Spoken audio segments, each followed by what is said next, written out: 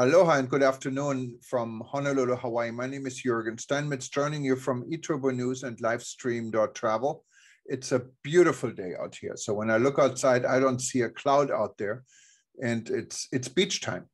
But how safe is it to go to the beach here in Hawaii? We have a record increase in COVID, and everyone is scared about the holiday weekend we're experiencing at this time. We had 11 deaths, what is very high for Hawaii, but it's beautiful. It's really inviting. I see the sailing boats. I see people on the beach from here, and it's a busy summer day. How are things in Texas, Peter? Well, things here are good. Of course, we don't have sailboats in the middle of Texas, but it's been a very warm summer day. Of course, we're on a holiday weekend. I'm going to be traveling to Washington, D.C. tomorrow, and on the East Coast, it's not only Labor Day, which is a big holiday in the United States, but it's also the Jewish New Year, Rosh Hashanah. So much of the East Coast as a 2 or 3 day holiday. So it's really a 5-day weekend. So there's a lot of people traveling. It's a very, very busy time of the year. The public schools are closed because of both Rosh Hashanah and because of Labor Day. So this is a really busy time, especially on the East Coast and in California. But I think this is also a good time because it's a time of reflection. And one of the things that we'll be starting up again is our Heroes Award. And the importance of this, this is something that I like to say on some level, it's very equivalent, almost equivalent to getting a Nobel Prize. One, not everybody is entitled to get a Heroes Award, but secondly, and you have to be nominated, and we have a committee to go through it, but you don't have to be a bigwig. The nice thing about the Heroes Award is it really honors those people who maybe are not making six-figure numbers, or they're not making millions of dollars, but they're working every day, one way or the other, to make the tourism industry a better place. And in these very difficult days, I think that type of recognition is really important. So I think we should be very proud of our Heroes Award. The people who have received it have been really wonderful people, and a few more will be coming up. And I know you might want to say a few words about that. Yeah, we have a number of people coming up from various parts of the world. We're invited to enter what we call the International Hall of Tourism Heroes. And anyone who's part of this hall eventually has a chance to become the hero of the year or the hero at a special occasion. So there are 2 levels now to the Hero Award. You can call it a superhero. But as Peter, as you said rightfully, our award is for everyone. We don't discriminate between a minister and a tour guide. Everyone who's done something special or out of the norm for travel and tourism should get a recognition as a tourism hero, especially when going through what some say impossible times of what we're going through right now. So we should point this out. We should recognize the bellman who found a suitcase at the airport for someone who left it behind. These are all people, they're essential for our business. We need to recognize a maid who takes care of a guest who is sick on COVID. I mean, there are real heroes out there, and many times we don't know who they are. And of course, we cannot recognize everyone. But I think that's the important thing, is to give people recognition to our unsung heroes. And there are many of them. You are absolutely right. We can't recognize everybody, but we can try to recognize at least a few people from different areas. That's why we invite people to nominate, to let us know why that person is special, and to honor those people who I don't think these are just difficult times. I think these are the most difficult times the tourism industry has ever faced since the 1950s, when modern tourism began. And yet there are people who go out of their way to truly make the world a better place. And they are heroes. And it's easy to nominate. So if you know anyone who you think should should become a hero, just go to heroes.travel. That's our website. You can actually see who our heroes are right now, heroes.travel, and click on submit. There's never a charge for this. We don't charge anyone who actually becomes a hero to be part of it. There are no marketing awards or any of these things. I know many of our competitors are making money on. We feel it's something we should give back to the industry, and that's what we're doing. So it's free, and it takes what it takes is a nomination by you, by at least one other person than the hero person himself. A hero who wants to become a hero and thinks he should be a hero can nominate himself or herself, but it takes one endorsement to at least consider it from our end. Well, and you can stay updated here on this channel on eTurbo News. We will interview every hero like we've done it in the past, so you will get to know them on this platform. And you know, as Andy Warhol said, we all deserve at least 15 minutes of fame in our life. So, you know, the big wigs, the people who are in the news all the time, okay, they get more than their share of fame. But it's the little guy who so often gets forgotten. And we never mention him. No one gets ever mentioned him. He's just the guy, the schlepper who does the stuff. And that's the way it is. So we need to really, in an industry that's all about people, be people oriented. So that's a really, you know, good thing. This is, again, a holiday weekend in the United States. And one of the things we're starting to see around the world is countries starting to open up a little bit. I know that I think you mentioned Nepal is starting to open up. Israel is announcing that it's starting to begin to open up the door, and there's literally millions of tour groups that are trying to get into Israel. Of course, this is such a busy time there before Rosh Hashanah and Yom Kippur. So all the major holidays are right now. And I believe other places in Europe are beginning to open up. People are getting into France and England, Germany, though Germany is still recovering from some of the floods. I saw a speech today by Mrs. Merkel saying that I believe 181 people died in the German flooding, which is really amazing. And that it's going to take years for Germany to totally recover. But having said that, they are, and they're pulling themselves back. And those are good things. Where else in the world are people beginning to see a little bit of flowers coming through the cracks in the cement? Yeah, no, absolutely. And when it comes to Germany, unfortunately, it's not opening up to everyone. It's not opening up actually to Americans yet, what is our largest audience. It did open up and it's about to close again. So really, we're going through uncertain times. And going back to Germany, what is interesting is because these discussions are made in Brussels at the European Union, and then individual countries can actually override it for their own territory. And there's Portugal. Portugal is overriding it.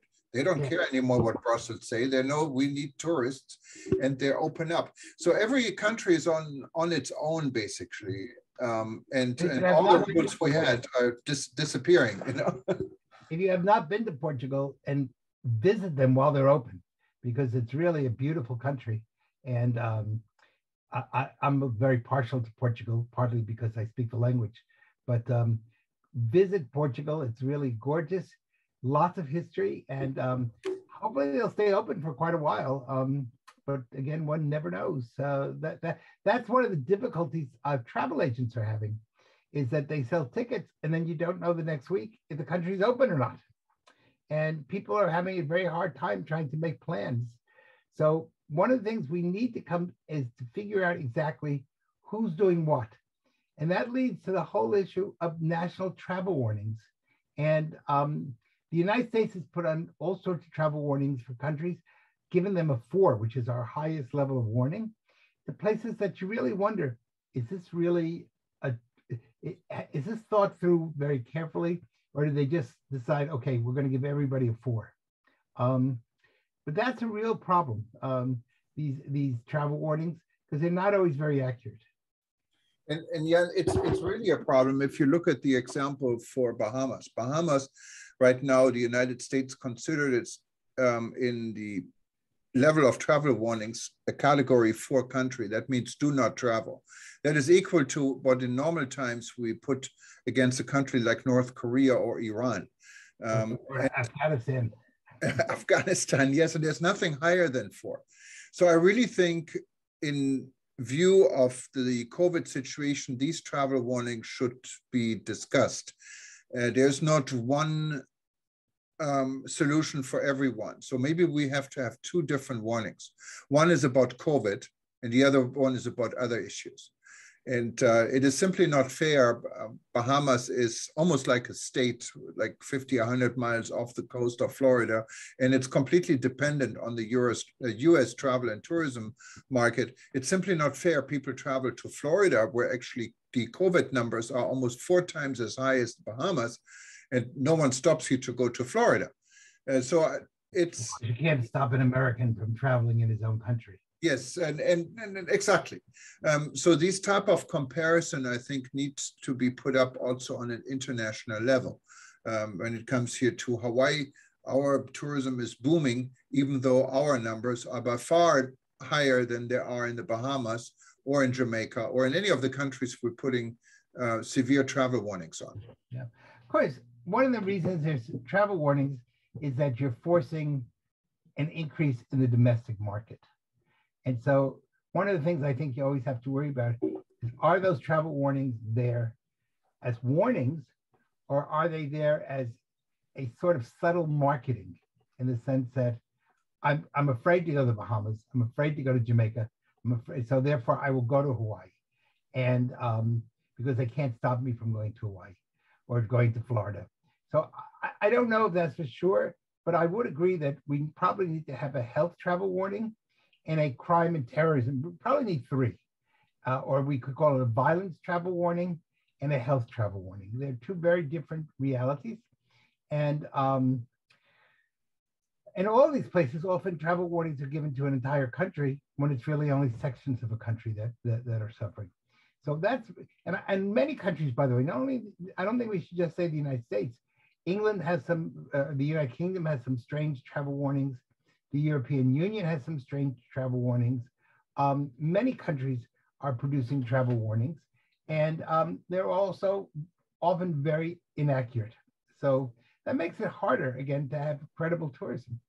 Yeah, and Peter, this is really the entire discussion when it comes to the travel and tourism industry about lost or non-existing leadership.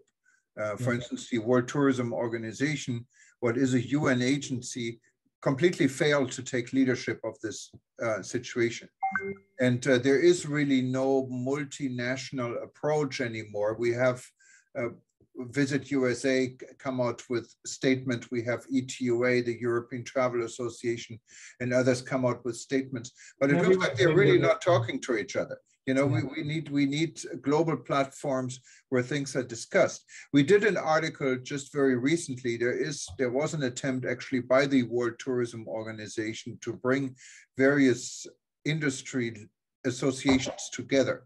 But what did they do? They meet once every 3 months. We don't even know how the situation is tomorrow.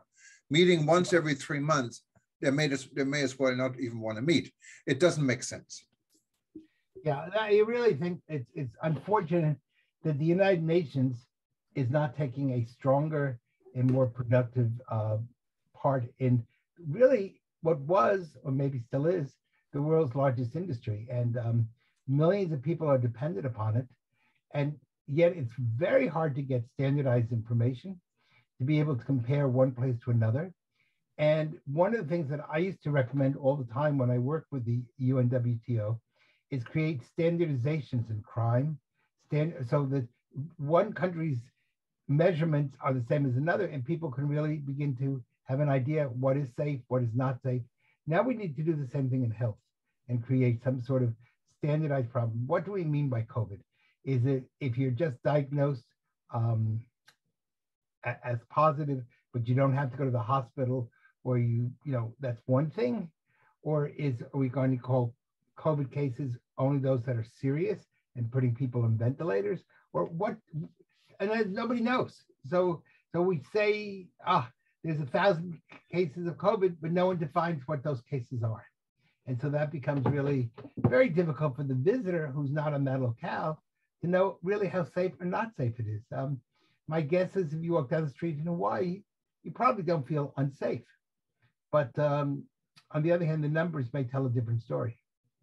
And Peter, I think unfortunately, it's time to have a discussion. How can we function and continue with COVID? I know we've been talking about the vaccine. There are more elements to the vaccine. It is true, we cannot shut down our economies indefinitely because there's simply no way. We now already have, I don't know how it is in Texas, but when you go here to Costco or wherever you go, in places you have a lot of empty shelves. Things are missing. They're not getting here. Vegetables are not getting here. So these are concerns, they're not even touched the surface yet. Medication, I just had a notice from my pharmacy, my medication, they haven't produced it yet. So they're sending me to a doctor to get an alternative. So there are issues that are coming out of this non-productive Of course, part of that is situation. Not only COVID, the other part of that is that many countries, including the United States, are paying people not to work. So you have this strange combination of lots of unemployment with lots of people who don't want to work. And this was, I think certainly in the United States was a major error on the Biden administration, but in lots of other places, you can earn, a couple can earn up to $80,000 a year in many states by not working. And that's really problematic because why would you go to work if the husband and wife are each earning $40,000 by staying home? And you don't have to pay for childcare. You don't have to pay for taxes. You have life is easy and you can go to the beach every day. So then we have a problem of supplies not coming. Now, of course, Hawaii has this particular problem, and that is that you don't really produce many of your own products and you can't drive a truck to Hawaii. You have to fly everything in or everything by boat. In a place like Texas, where it's self-sustaining and where you have it's a land situation, life is a lot easier. But still, even here, we're starting to see problems. Restaurants are closing around the world because of lack of employees. And that is a really major problem. And the US government just seems to be totally ignoring those realities. Yeah, and it's not only the US government, you have the same issues in Europe and in other parts of the world. And then you have parts of the world, like in Africa, where there are a lot of people willing, and in India, where a lot of people out there willing to work and they cannot find work. So it is. So you have work where there's people who don't want to work, and you have people who want to work where there's no work. Yeah, it is. It's a very, very strange situation, and this needs to be coordinated because we don't want to run out of. I mean, one of the problems we have here, and since I live in Hawaii, I'm more familiar with what's going on here, but we don't have enough oxygen. There's oxygen out there, it's right in the air, but we don't have enough tanks. So the steel industry is not producing enough containers to get oxygen tanks to Hawaii and most likely to other places. And they're needed right now because our hospitals are filled with COVID patients and they rely on oxygen to survive. Yeah, Hawaii, again, of course, is not that anybody should suffer in Hawaii, but it's a special situation. In a place like Texas, if there's oxygen across the border in Oklahoma, you can just drive a truck. You cannot drive a truck instantaneously to Hawaii. It's isolated, and so that makes the situation even worse. But of course, the problem is not just COVID. The problem is we're seeing a double problem. One is that there's especially small stores, mom and pop stores are going out of business on a regular basis because they cannot afford to function without labor. I have a good friend here who runs a copy office, and he used to be open 24 hours a day, 7 days a week. He's now open only Monday through Friday from 8 to 5. I asked him why. He said, because I can't get anybody to work. And so so stuff isn't getting done. And that's a real problem. The other side of that is, as governments produce money and don't have people work, we're seeing inflation. As you know, last month in the United States, we had the worst inflation since Jimmy Carter. And that's going to impact tourism. If you look at airline prices, they're going up. If you're looking at food prices, they're going up. Restaurant prices, every time I go to a restaurant, they've gone up. It's only $1 or $2, but if you're a family of 4 and it's $2 per meal times 4 or 5 people, it's now $8 for $10. And where you were paying, and plus the tip, where you were paying maybe $10 for a meal, you're paying $14 for a meal now. Well, multiply that times 4 becomes a big problem. So the economic policies right now are really dangerous. And this is the type of stuff that could cause a depression eventually. And then the last thing we need is a 1929 depression. And that's very scary. And it is, Peter. And when you look at our industry or any industry right now, I think no one faced the reality of COVID. No. So what can we do to continue living with COVID as safe as possible, right, realizing we cannot really get rid of it right now? It's not going away. And you could not be right. You know, most people don't realize the Spanish flu, which was the worst pandemic in the history of the world, is still with us. Now, the way we dealt with it is we now call it hepatitis C. But it's the same flu, they just changed the name. COVID will be with us forever. We might as well get used to that. Now, the question is, how do we learn to live with COVID in a way that the world doesn't come to a complete halt? Or we better be prepared to eventually have some form of depression. And people will be depressed. Suicide rates are going through the roof. I mean, not only are we talking economic depression, we're talking psychological depression. And that's a really major problem. We're seeing children are doing terribly in school. Education levels are going down. And all this is, you know, it's like a domino effect. One domino is knocking down the next domino. So we have to really start saying, you know what? It's here. We're going to learn to live with it. Let's come up with new patterns and restructure society so that not only the tourism industry, which I consider an essential industry, but food industries, we don't have truck drivers. You don't have school buses. Schools are now having to come up with new shifts because they don't have enough bus drivers to transport children back and forth to school. That's a major problem. And if you're a parent with kids in school, you can't go and pick up the kids at school. And then you can't afford to go on vacation because now you have to pay somebody to pick up your kids at school. Yeah, I think we need to change the discussions in regards to COVID. It's something we thought is going to go away. I know when this problem came out in March, when I first was confronted with it, it came out a little bit before, but in March of 2020, I mean, everyone thought, okay, this is going to be a week or two and we're going to be back to normal. We're not going to be back to normal. I remember when they're selling T-shirts in Berlin with the F word and it says F you, COVID, you know, like it's going to be gone in 2 weeks. Unfortunately, this didn't happen. No, it is very unfortunate. And so I think your position, it's now time for the tourism industry to get beyond the hope that it will go away and say, it's here to stay, it's with us, and how are we going to work with it rather than run away from it, because we won't be able to run away from it.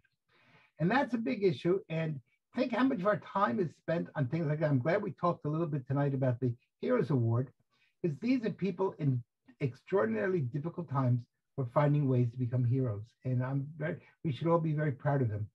This is also, we'll be going to come up with a whole series of new special programs. And this might be a great time for you to tell us a little bit about how people could become sponsors of those upcoming events. Yeah, we have 3 really interesting events coming up for World Tourism Day, and there may be another one following.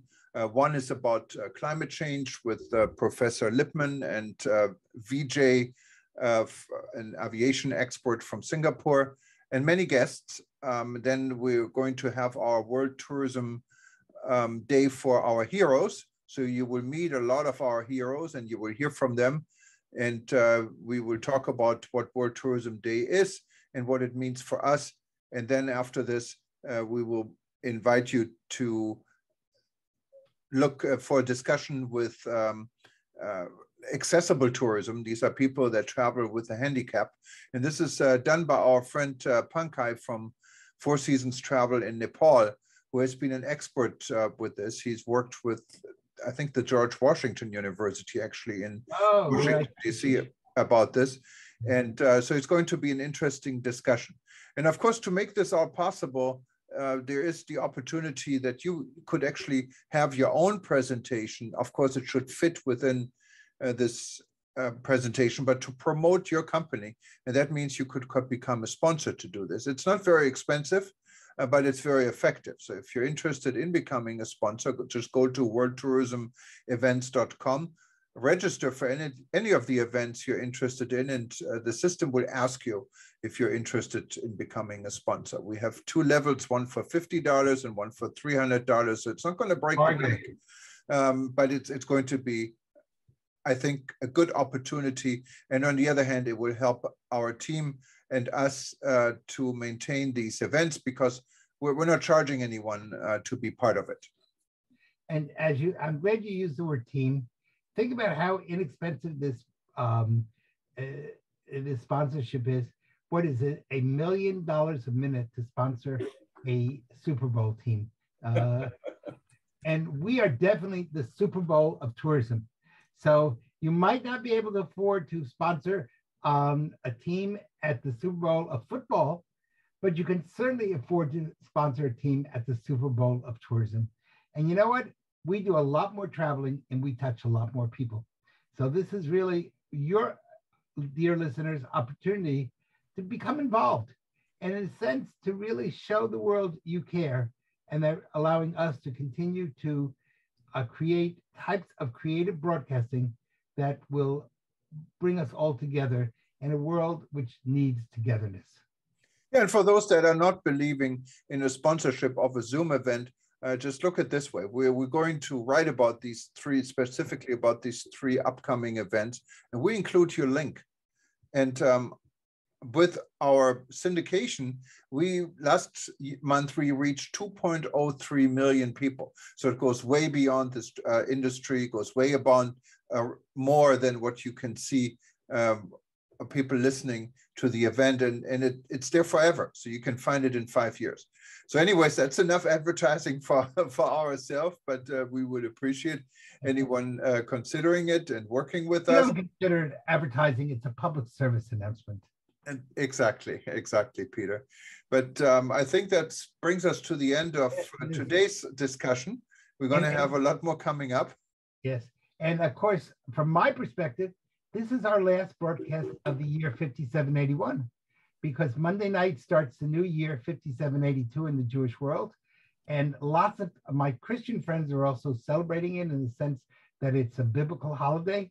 And I want to wish everybody a very happy, healthy 5782. Let's hope that for a change, it's a healthy one and a peaceful one, because we all need, if you're Jewish or not, I think everybody's ready for New Year after what's been going on in the world. So I want to wish you Shana Tova u'Mituka, a happy and sweet New Year. No, thank you, Peter. I wish you that. Maybe you can explain for those that are not Jewish, like myself, how come you guys are like so much ahead of everyone else, like 3,000 years ahead of the rest of them? Yeah. Well, we've been there around a long time. Of course, I should say that most people believe that Jürgen Steinmetz really is Jewish, only he doesn't know it. So we're hoping eventually he's going to take a DNA test and discover he really is. But in the meantime, we'll let him get away with that. But actually, the Jewish year does not mark the beginning of the Jewish people. It's a symbolic number, not a real number.